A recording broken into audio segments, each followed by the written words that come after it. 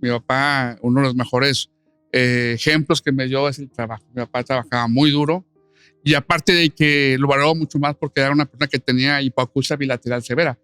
¿Qué es eso? Es sordear. El ajedrez te ayuda a analizar, a ver las 15 jugadas a posteriori y ver más o menos el resultado de las cosas. Y eso me ha ayudado a las cosas que he hecho. No quiere decir que no haya fracasado, sí he tenido caídas, pero el levantarte ha sido más fácil. Hay tres elementos muy importantes para que yo creo que es lo que falta en México. La educación está muy ligada a las costumbres y creencias. Y yo veo que la nueva iniciativa de ley, la ley 15 de la ley de educación, dentro de esa propuesta de ley, habla solamente del buen manejo de la deuda, que me parece perfecto. De entrada, me parece bueno que la gente conozca cuánto les cuesta abrir, cuánto le puede costar pedir un préstamo de determinado monto y cuánto pagaría de capital y cuánto pagaría de interés. Porque esa parte nadie la ve, nomás ven que cubren la necesidad en el momento, pero no ven que los próximos años se van a esclavizar. Porque al final de cuentas, con un empresario cuando ha logrado caídas y bajadas, pues sabes cuál es el camino. O sea, ya sabes por dónde irte, ya por dónde no. Y es un aprendizaje que te ayuda a tomar mejores decisiones.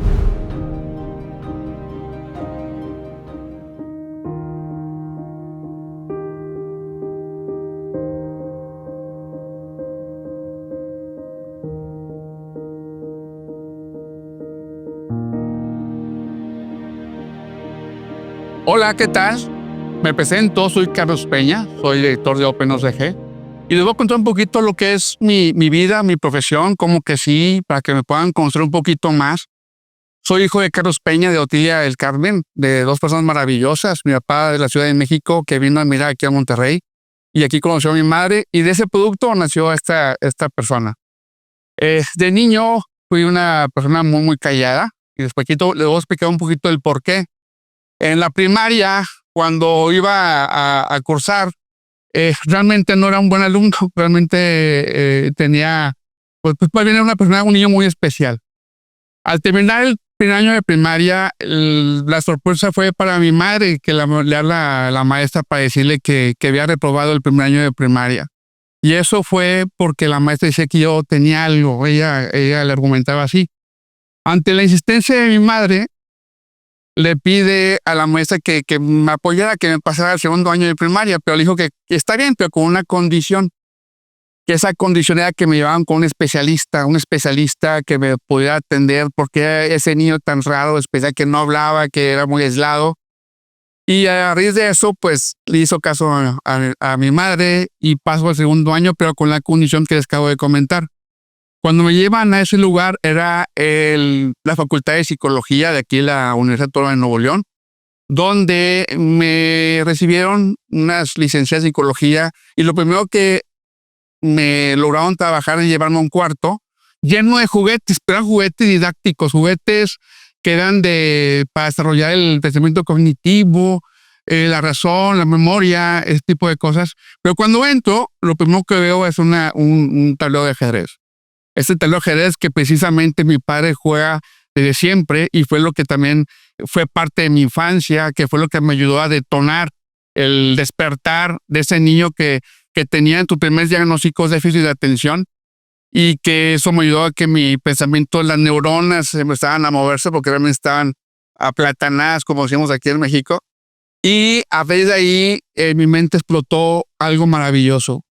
Las ideas, la creatividad, a pesar que soy zurdo, se mezcla esa combinación donde todo lo imaginable, lo inimaginable y lo que uno sueña de niño, pues soñaba que realmente lo podía hacerlo realidad.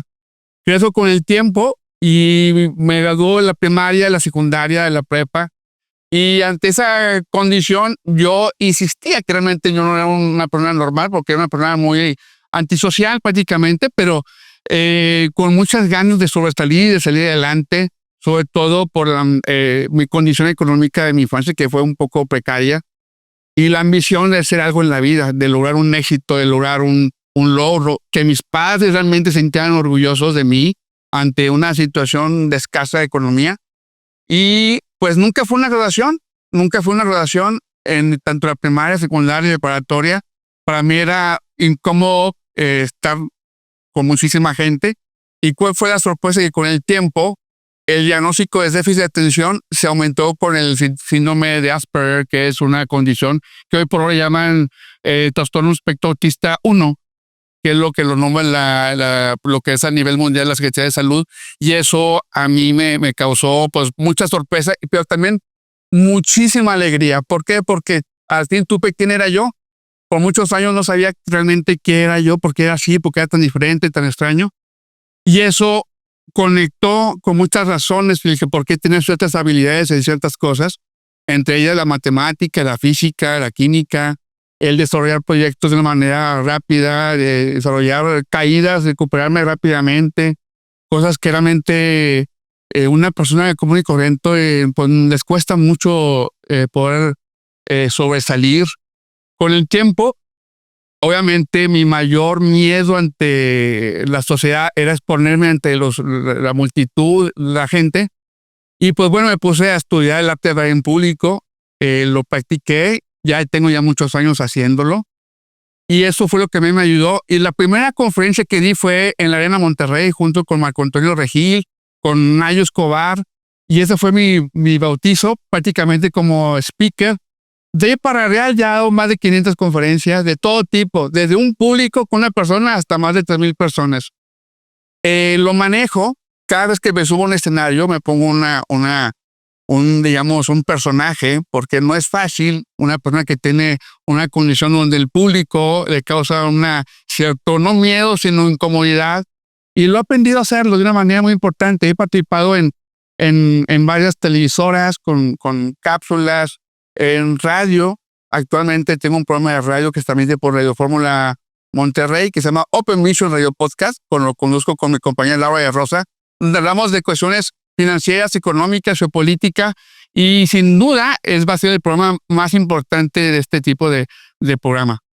También con el tiempo, el ajedrez me ayudó mucho a poder desarrollar mucho la parte de la estrategia. El ajedrez es parte de la misma estrategia de las personas. Te ayuda a desarrollarlas, a diversificarlas, a analizar el riesgo. Y con esa inquietud ingreso antes a bancos, pero luego una casa de bolsa. Una casa de bolsa que para mí me ayudó a hacer ese crecimiento, ese salto cuántico económico, y me di cuenta cómo un minuto uno puede ganar lo que uno quiera dentro de una operación bursátil, comprar grandes oportunidades cuando el banco te lo gana en un año, en 2 años, en bolsa te lo puedes ganar en un día. Ahí me cambia la mentalidad. Y así duré durante 4 casas de bolsa, de las más importantes de México, en algunas me tocó dirigir, en otras como asesor. Y la verdad muy contento de poder haber aprendido, porque es una enseñanza muy importante, porque es hablar de educación financiera.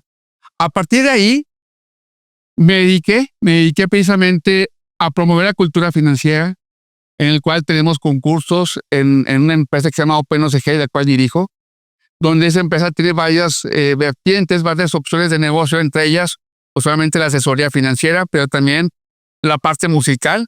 Creamos la marca Open Show, que da conciertos, conferencias, y de ahí emana también Open Talk, que precisamente es el motivo también de este año 2026, donde queremos desarrollar de una manera muy importante, hacer la competencia TEDx, donde hay una cuna nueva de speakers, donde están unidos también grandes speakers de calidad nacional e internacional, con la única idea de dar mensajes, que las personas lleguen a un lugar buscando respuestas donde anteriormente a lo mejor no lo han encontrado. Esa parte para mí es muy, muy emotiva. También, pues, lo dedicamos también al desarrollo de viviendas, lo dedicamos también a lo que es la parte de hacer producciones de televisión. Actualmente soy productor ejecutivo de la serie Líderes, que sale pronto al aire. Esa también me da mucha motivación, porque es un programa que a mí me motivó en su momento. Mi vida ha sido realmente un sube y baja. He tenido grandes caídas, muy dolorosas. Hasta ahorita, antes del 2024, mi caída más fuerte fue la muerte de mi padre, que me dolió mucho y tardé años en superarlo.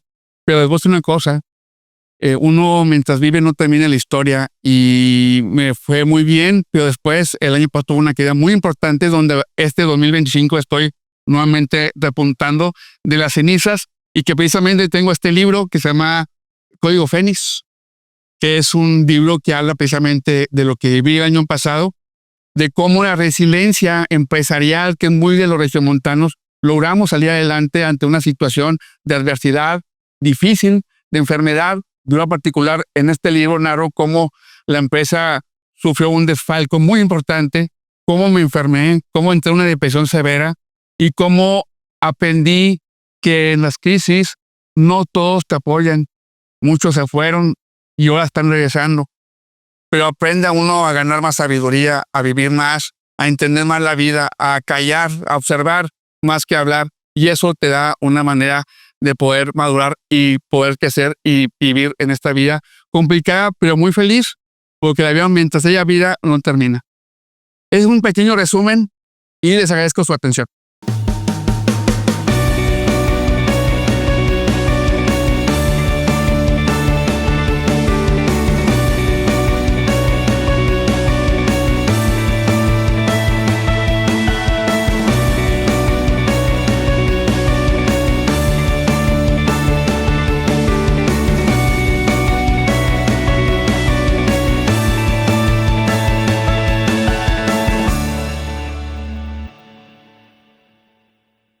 Bien, iniciamos este podcast de Open Talks y es para mí un honor presentar hoy a Carlos Peña, director general de Open Consulting Group. Carlos, qué gusto saludarte. No, con todo es para mí. Gracias por estar aquí y pues encantadísimo. Tú pregúntame y aquí estamos para responder. Y le entramos. Le entramos. Eso. No, hombre, Carlos, de verdad, yo siempre he admirado tu carrera.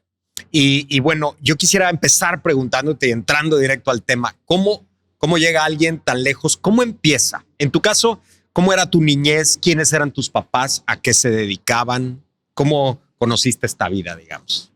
Bueno, pues la vida uno la aprende a base de trancazos, ¿no? Dicen por ahí una frase ahí. Pero mi niñez fue muy diferente. Yo soy hijo de Carlos Peña, me llamo igual que él, ya falleció hace ya como unos 12 años. Hijo de la señora Otilia del Carmen. Ella, una mujer maravillosa, de ojo verde. Es que me hubiera gustado haber nacido con los ojos verdes de mi madre, pero a lo mejor hubiera tenido más pega, pero muy contentos, una familia llena de unión familiar, de mucho trabajo. Mi papá, uno de los mejores ejemplos que me dio es el trabajo. Mi papá trabajaba muy duro y aparte de que lo valoró mucho más porque era una persona que tenía hipoacusia bilateral severa. ¿Qué es eso? Es sordera. Él era una persona que tenía una discapacidad, no oía. Uh-huh. De la cual más los miraba porque pues hay gente que tiene todos los sentidos y están discapacitados. Entonces es el mejor ejemplo que yo recibí de mi padre. Y en la infancia, pues en la primaria pasa algo muy interesante. Fue un niño a los 6 años con un diagnóstico que es déficit de atención. Realmente no conectaba. Reprobé el primer año de primaria. De hecho, me tocó lo mismo que mi amigo Nayo Escobar, con el mismo diagnóstico inclusive. Y al segundo año, cuando me llevan a pasar año, porque fue condicionado, siempre y cuando que me atendieran especialistas. Lo que conocí también ahí dentro de mis terapias, pues fue que ya mi padre me había hablado de ello, el ajedrez. El ajedrez para mí fue algo muy importante que detonó mi pensamiento cognitivo como una explosión donde visualicé muchas cosas que podría hacer, que antes no las veía. Y esa parte fue lo que a mí me ayudó. Antes de ahondar en el ajedrez, porque te quiero preguntar de esto, me gustaría volver a esto de la condición. Te señalan déficit de atención, pero después ya concluyen que es Asperger. Sí, con el tiempo, Padua, pues me di cuenta que sí, ¿sabes? Déficit de atención, pero te das cuenta que realmente eran otras cosas. Ya de adulto fue cuando pues me hicieron una evaluación. Esa evaluación la conforman 4 tipos de exámenes, donde el resultado te dice qué tipo de autismo, porque está dentro del espectro. ¿Va? Él no socializaba, no iba a fiestas, nunca fue una graduación de la universidad, ni la escuela, ni la primaria. para mí era algo lo veía como peligroso, fíjate. Era parecido un título y para mí era como que muy complicado. Pero y ahorita te veo socializando y lleno de amigos. O sea, Sí, entonces, porque aprendes. Tengo la virtud de conocer grandes amigos como tú y de otras amistades también, que me ha ayudado mucho. Me ha ayudado mucho precisamente a salir. Con el tiempo me doy cuenta que las PRE tenía muchas cosas positivas y otras no tan buenas, pero que al final de cuentas me enfoqué a lo que para mí era muy complicado, que es hablar en público, socializar, mantener la mirada a una persona para mí antes era muy difícil. O sea, siempre hablaba y se me iba para los lados la mirada y era muy complicado. Pero es un músculo. O sea, ya aprendes a manejar esa situación, a la respiración también, porque también hablamos como que de repente muy rápido por lo mismo, pero lo fuimos adaptando y me fue acostumbrando. He tenido grandes maestros en ese tipo de cosas, al ser speaker. El mayor temor de un Asper o un autista es el público, estar de frente de la multitud, de la gente. Es una sensación, somos muy hipersensibles, nos molesta cierto tipo de tela, nos incomoda. También somos muy repetitivos. Por ejemplo, lo llevo por ejemplo, el ajedrez. Pues cuando era niño jugaba mucho, mañana tenía noche y jugaba las mismas aperturas, videojuegos finales. Y me fue muy bien en la infancia, en la adolescencia, el ajedrez, eso me ayudó mucho. Pero también en los proyectos de adulto. Fui tan, me caí, hasta que se dio. Todos somos muy constantes y perseverantes. sí, bueno, yo veo que usaste el Asperger entonces a tu favor, con las cualidades que también presenta esta condición, ¿no? Sí, es una virtud. Para muchos es una complicación. Para mí es algo muy común. Todos los días es ir sembrando algo. Te puedes caer, pero te levantas de una manera inmediata. Hay caídas a caídas. Ya hablaremos de la caída del año pasado, que fue algo muy tremendo. Pero yo creo que gracias a esa condición a mí me ayudó a sobresalir adelante, porque somos muy resilientes. Precisamente en el libro hablamos mucho de eso, ¿no? La resiliencia, el ave fénix. Descubres el ajedrez de muy niño entonces y entiendo que tienes una carrera meteórica con ese deporte. Sí, pues precisamente como a los 6 años empecé a jugar en un lugar aquí en Monterrey que se llama Ciclo Mercantil Mutualista. En el tercer piso, ahí me tocó conocer grandes personalidades importantes. Papá me llevaba ahí pensando que era a su manera de pensar, me convenía, porque había mucha gente con mucha preparación, eran dueños de empresas. Iba Alfredo Piñeiro, había Moreira, había mucha gente importante, los gobernadores. Y yo era el único niño. Entonces ahí yo jugaba junto con mi tío aquí presente, que me ayudó mucho a desarrollarme, y también a ese grupo le debo tener mucho apoyo en su momento para mi educación. Ahora, el ajedrez, yo que he jugado poquito, te obliga a ver escenarios futuros, posteriores, a analizar todos los escenarios. ¿Tú crees que has tomado algo de esto para tu labor como empresario? Buena pregunta, Paula. Yo creo que el ajedrez ha sido parte muy importante, primordial en mi vida para la toma de decisiones. El ajedrez te ayuda a analizar, a ver las 15 jugadas a posteriori y ver más o menos el resultado de las cosas.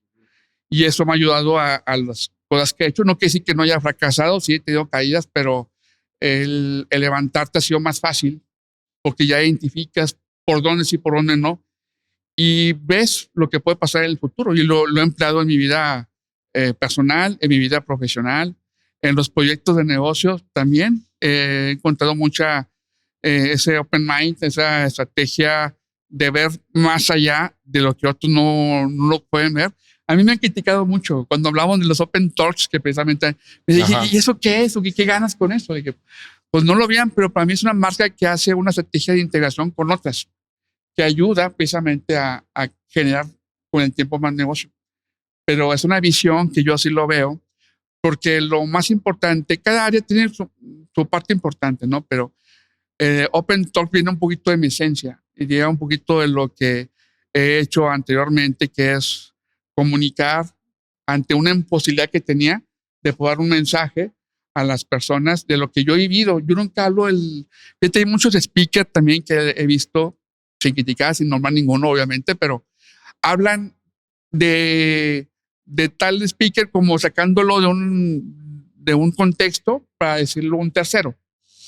A mí se me ha gustado y es parte de lo que tiene Open Talks, que todos los speakers tienen su propia historia, su propia experiencia, su propia resiliencia y su levantada para poder, y tienen mucho mensaje. No hay nada más valioso que contar tu experiencia y el mensaje que quieres hacer. Y hablando de levantadas, entonces, bueno, pues cuando tú eres este chico que está batallando en la escuela, pero descubres el ajedrez y el ajedrez te empieza a mostrar de lo que eres capaz, ¿no? Porque entiendo que eres campeón o ganas campeonatos. Bueno, cuando fui niño, pues es que realmente no había muchos niños, pero jugaba con adultos. Llegó a ser campeón de mi categoría, primaria, secundaria, y en el mayor logro fue subcampeonato nacional, junto con Ángel Saucedo y Eduardo Sauceda, Ángel Ramos Peña y Eduardo Sauceda, perdón, en el Palacio de los Deportes. Fue una partida de 9 horas, todavía me acuerdo. Nos habíamos ido, yo representaba nuevamente a Nuevo León. Sí, imagínate, 9 horas sentado en un tablero, analizando y viendo una partida que más que una partida es una partida psicológica, porque en la ajedrez hay mucho de estrategia de mente, de manipulación y de intimidación, porque te pone un ejemplo. Cuando jugábamos en el centro mercantil, yo tenía 7, 8 años y jugaba con una persona de 50, con un puro en la mano. Y cuando yo quería mover con esas manitas de un niño de 7 años, él decía con su puro. Y yo. Entonces ahí y aprendí a no hacer caso a ese tipo de manipulación desde los 7 años, imagínate. Entonces es un ejercicio, pero me ayudó muchísimo precisamente a pensar, a analizar. De hecho, el ajedrez, hay 2 palabras que se conjugan: el análisis y la estrategia. Esas 2 son una bomba. Si todos emplean esa combinación, híjole, puedes hacer muchas cosas muy importantes. Tu paso por la vida laboral empieza en una imprenta. ¿Le aprendiste algo a la imprenta? Porque después cambias a casa de bolsa, ¿no? Es un brinco importante. Sí, fíjate que mi padre siempre trabajó en imprenta, desde joven, desde que se vino a la Ciudad de México, desde muy chico, a los 10 años. Su primer trabajo fue una imprenta. Y en esa imprenta donde él trabajó, que se llamaba Impresora del Norte, por la calle de Ocampo, pues ese fue, él me recomendó y fue mi primer trabajo. Sé el romanticismo de la rotativa, sé el romanticismo del olor de la tinta, del periódico, el arte de salir un producto en papel y que salga un producto terminado, para mí es un poema. Estoy enamorado. Las venas cruzan números y tinta de imprenta. Es algo que, inclusive con el tiempo, logré poner una imprenta grande con mi padre hasta que falleció, que era su mayor sueño y lo logramos. Pero es una gran nostalgia. La imprenta para mí es algo que hasta la fecha a veces me pongo a pensar si volver a la imprenta, porque me ayudó mucho fue mi primer ingreso a los 17 años. De ahí salía a las 6 de la tarde, me iba caminando hasta Cuauhtémoc y tomaba la ruta 1. Los que son de Monterrey saben que la ruta 1, la ruta 17 era para ir a la ciudad universitaria, la uni, a Factia, y luego regresarte a las 10 de la noche y a las 6 de la mañana. Eres joven, ¿no? Ahorita no sé si podría, pero realmente la imprenta para mí es algo muy, muy, pues, muy romántico desde el punto de vista como negocio, porque es un proceso, para mí es una artesanía. Y creo que está volviendo, ¿eh? Creo que está volviendo con todo lo digital, pero está volviendo. Y bueno, tú has escrito libros también, Carlos. O sea, realmente manejas un ramillete ahí de actividades. Uno de ellos es El Código Fénix. Antes de eso, Biofinanzas. Sí, fíjate que desde que me dediqué a bolsa, sacamos varios proyectos.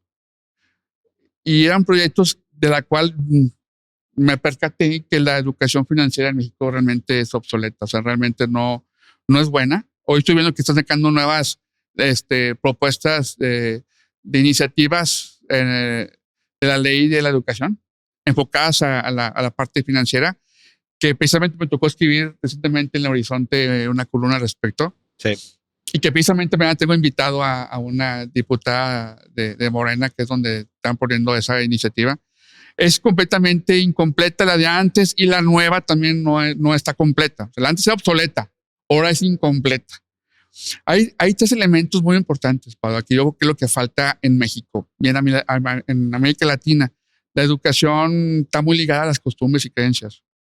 Y yo veo que la nueva iniciativa de ley, la ley 15, de la ley de educación, dentro de esa propuesta de ley, habla solamente del buen manejo de la deuda, que me parece perfecto. De entrada, me parece bueno que la gente conozca cuánto les cuesta abrir, cuánto le puede costar pedir un préstamo de determinado monto y cuánto pagaría de capital y cuánto pagaría de interés.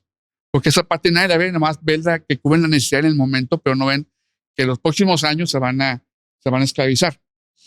Que me parece muy bien que conozcan ese tipo de finanzas personales, que la deuda. Pero antes de la deuda, hay dos elementos muy importantes. Antes de pensar de la deuda en la ley de educación, hay que pensar también en la ley del ingreso. O sea, no podemos pensar primeramente en la deuda. ¿Cuánto generas primeramente? O sea, y esto lo saco en relación que la cultura del ahorro en México es obsoleta también. O sea, la gente de chiquitos, ves que las escuelas tienen las cooperativas y bonan de 10 pesos, de 20 pesos, lo llenan, lo rompen el cochinito y se van y se compran un pastel o se compran un dulce o lo que tú quieras, un juguete, ¿verdad? Que está bien, pero yo veo que si de chicos educamos a nuestros hijos a que más que el gasto, la ley, pues se permee más en la educación de la inversión. Es decir, de chicos, y eso va ligado al miedo, al riesgo. Y esa parte, esas dos palabras, riesgo y miedo, está muy arraigada en las costumbres mexicanas y en América Latina. Hay muchas historias fuertes, pero a fin de cuentas es la única manera de salir de un estatus económico. Puedes perder, sí, puedes ganar, sí, pero es una decisión que no hay de otra. O sea, es tomarla o dejarla. Pero antes de eso también está la parte emocional, que es la parte que tienes que trabajar. Y esa parte, si los educamos dentro de la ley que actualmente está propuesta para meterla al Congreso, es los elementos. Sí, el manejo de la deuda, el ingreso como una manera de una cultura de inversión, no más que el ahorro, y el manejo emocional. El manejo emocional, que es el tratar, entender que el miedo y el riesgo es normal, que no es nada malo. Hay aprendizajes, sí hay aprendizajes. Puedes perder, sí puedes perder. Pero a veces puesto una balanza y digo, oye, bueno, si nunca lo hubiera hecho, a lo mejor pueda tener algo mucho más antes. O puedes perder todo ahorita, pero a lo mejor 2 años recuperas lo doble que tenías antes. Es la mentalidad de cada quien. Pero eso va ligado mucho en la educación desde la infancia. Y esos tres elementos, y esto va un mensaje para los que están ahorita en la propuesta de reforma de la educación del artículo 15, son 3 elementos, señores. 3 elementos. No solamente todo es la educación de la deuda, es también del ingreso, es decir, la cultura del ahorro y la inversión, pero también la parte emocional, el manejo desde chiquitos, enseñarles que el miedo es normal, que el miedo es lo que te acerca al éxito. O sea, si no, se van a topar, y por eso hay mucha gente que no toma decisiones, que no toma un proyecto por miedo, porque el vecino le fue mal o porque salen un mundo de cosas y se estancan. Por eso, y disculpen, por tenemos el gobierno que tenemos. ¿Por qué? Porque tenemos un gobierno que precisamente apoya lo contra de eso, y por eso les conviene, porque les conviene que todos obedezcan, y eso realmente es un reto. Para mí es un gran ejemplo Milei. Javier Milei, para mí, él vino a revolucionar, y creo que es una persona que tenemos que seguir sus pasos a nivel económico, y es un buen ejemplo para nuestro país. Yo creo que sería un buen modelo para nuestro país. Bueno, pues sin duda eres una persona de ideas, de propuestas, pero ahora que hablabas de lo emocional, también has recorrido este camino del PNL, la programación neurolingüística. A ver, platícanos, Carlos. No, pues eso fue hace, ¿qué te puede ser? 10 años. Un día buscando algo para ayudarme a mí. O sea, no era para dedicarme a dar coaching ni nada de eso. Y estuve buscando, estando en Casa de Bolsa, precisamente porque hay que recordar que Casa de Bolsa, yo ya escribía para un medio informativo, decían que los financieros somos muy fríos, muy cuadrados, que somos sí, no, y ya, y nos picamos, no romantizamos con las palabras, ¿no? Que somos fríos y calculadores. Pero realmente ando yo buscando ese coaching, ese estudio, de programación neurolingüística que estaba muy de moda en ese entonces. Bueno, todavía está, pero de una manera más profunda, y me metí una maestría de PNL, el Instituto PNL con María Luisa Rodríguez, que le mando un saludo. Ahí tomé el curso, pero después de 2 años estar intentando si voy, no voy, si voy, no voy. Y cuando fui, ¿cuál fue mi sorpresa? Que el día que termino esa maestría, yo cambié mucho. O sea, vi la vida de una manera diferente, entendí por qué la gente piensa diferente, por qué entendí por qué yo también actúo diferente, por qué no puedo yo actuar diferente, por qué no, en lugar de usar una palabra que dice lo mismo que la otra es mucho más amigable, más respetuosa. Aprendí también a dar seguimiento a mis objetivos, a mis metas. Todo esto el PNL te ayuda a un auto-coaching y después ayuda a personas, pero primero me ayuda a mí mismo y me quemé la vida.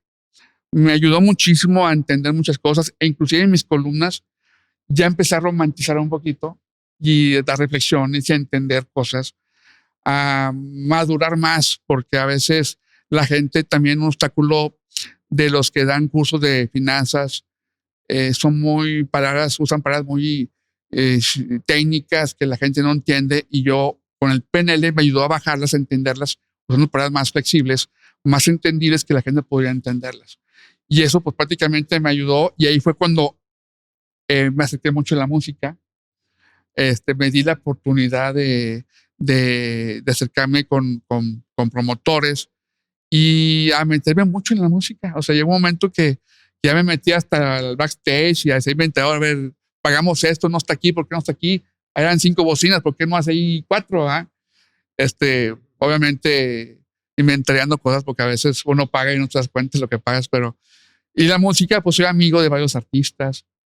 Me ha tocado estar con Cristian Castro, con Río Roma, con nuestro amigo Alex Inte, que le mando un saludo a Alex, que es un referente muy, muy positivo para la gente con su música.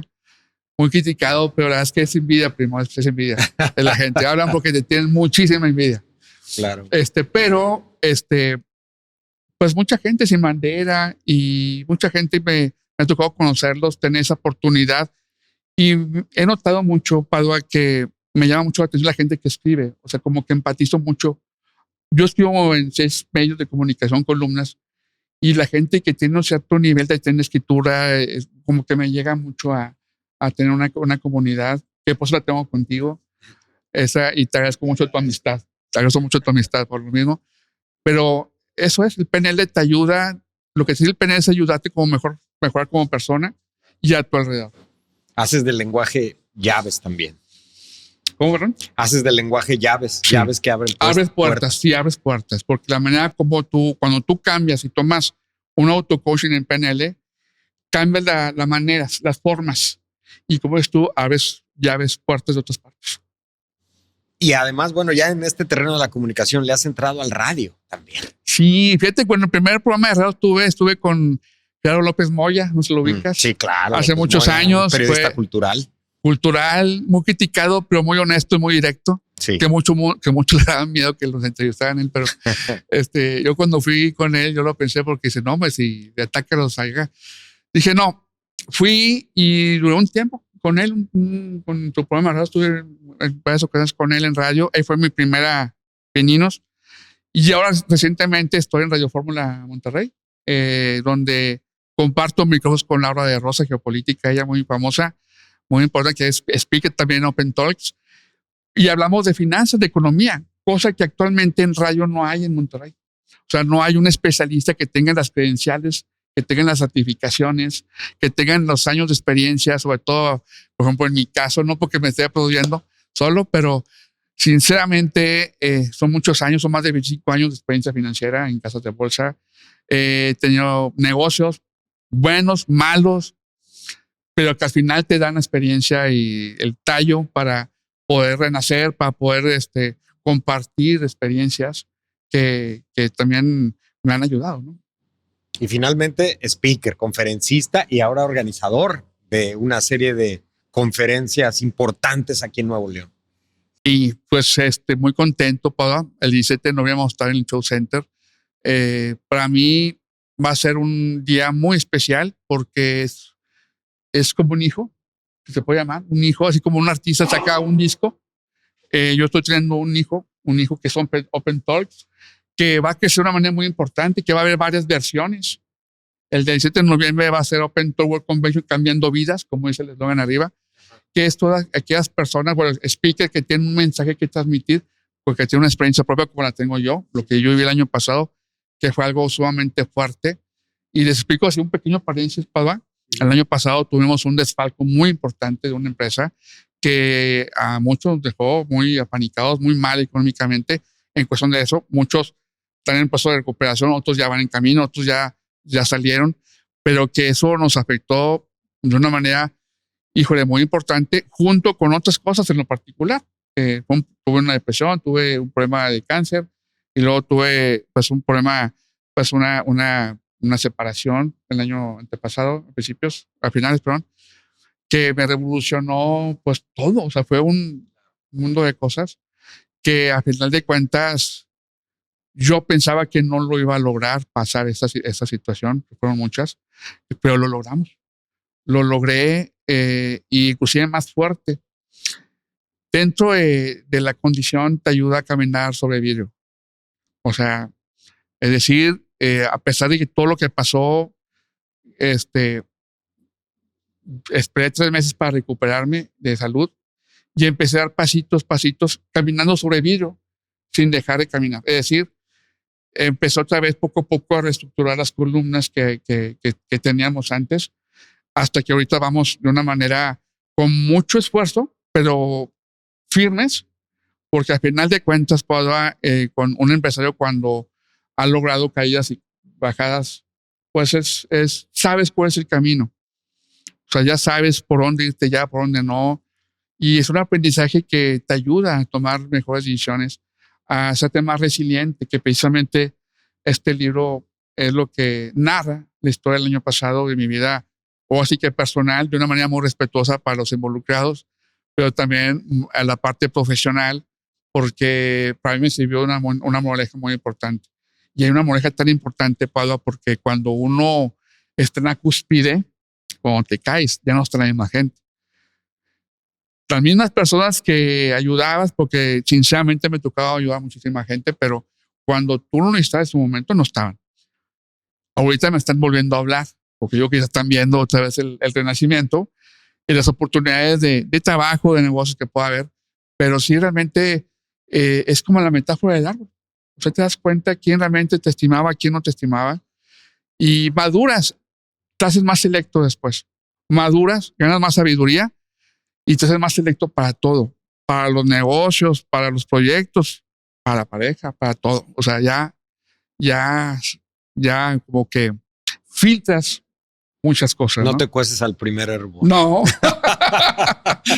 Oye, Carlos, yo sé que no hay recetas, pero ¿qué pudieras transmitirnos sobre cómo se levanta alguien de una caída fuerte? Porque como dices, así con el ánimo bajo y la moral baja, no es fácil. No es fácil. Si te contara todo lo que viví, ha sido la peor experiencia de mi vida.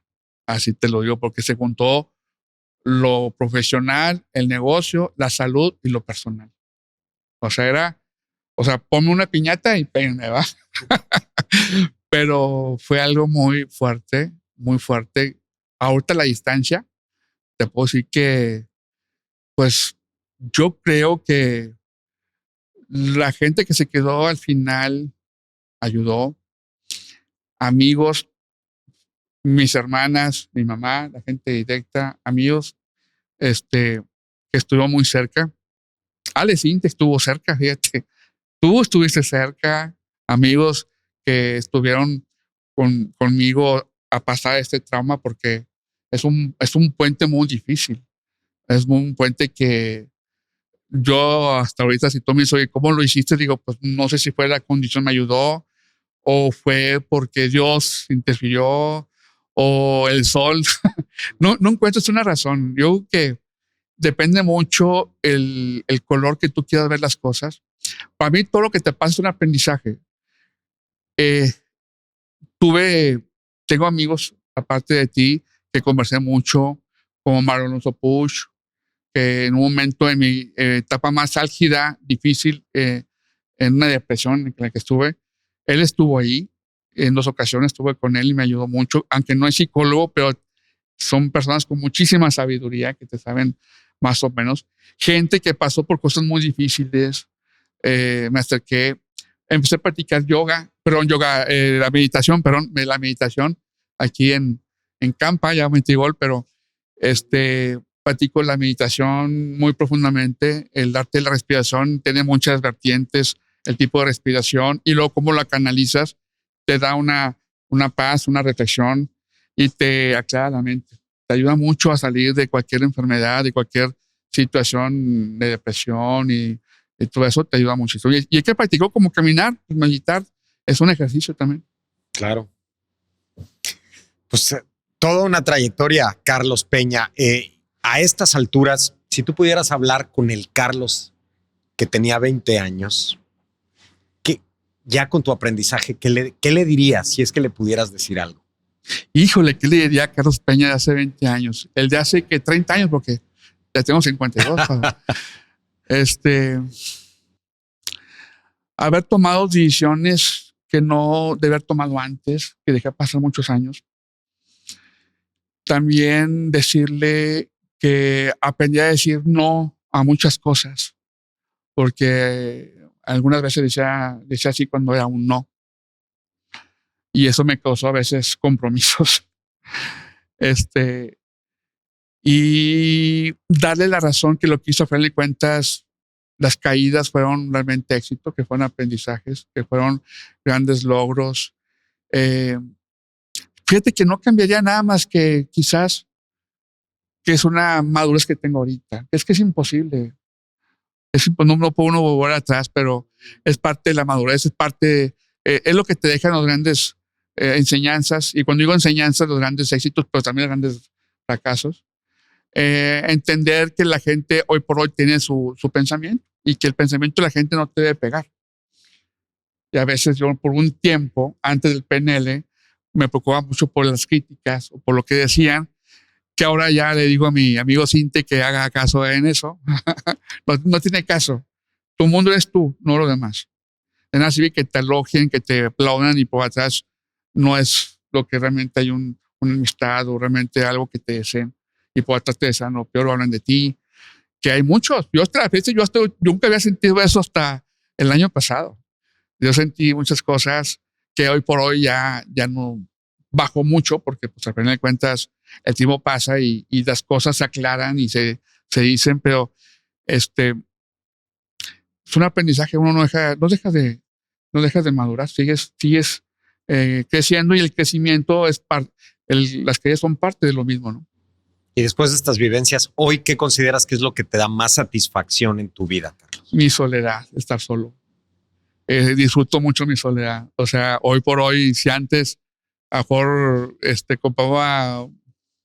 íbamos a cenar con una pareja o algo así, hoy por hoy para mí el comprar un buen vino, llevar una tablita de queso solo en el departamento viendo una serie, pues para mí es lo más maravilloso. Qué maravilla.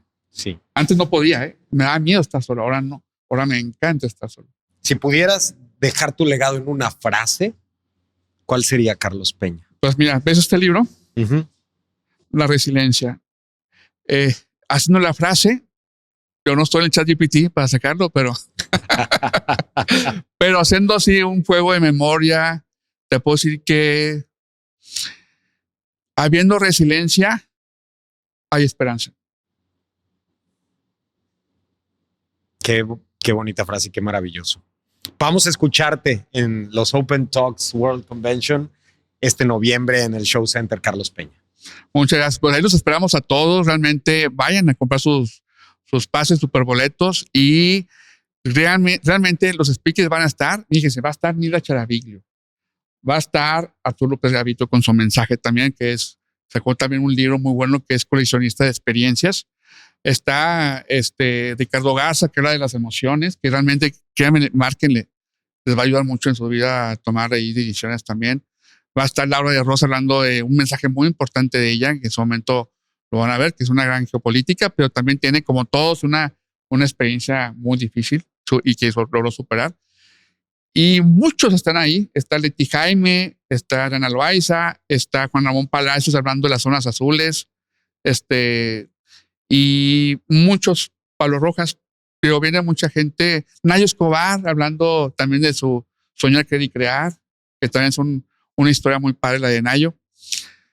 Los espero el 17 de noviembre en el Show Center. Realmente compren sus boletos, realmente no se van a repetir. Muchas gracias por este tiempo, Carlos Peña. Gracias, Pablo.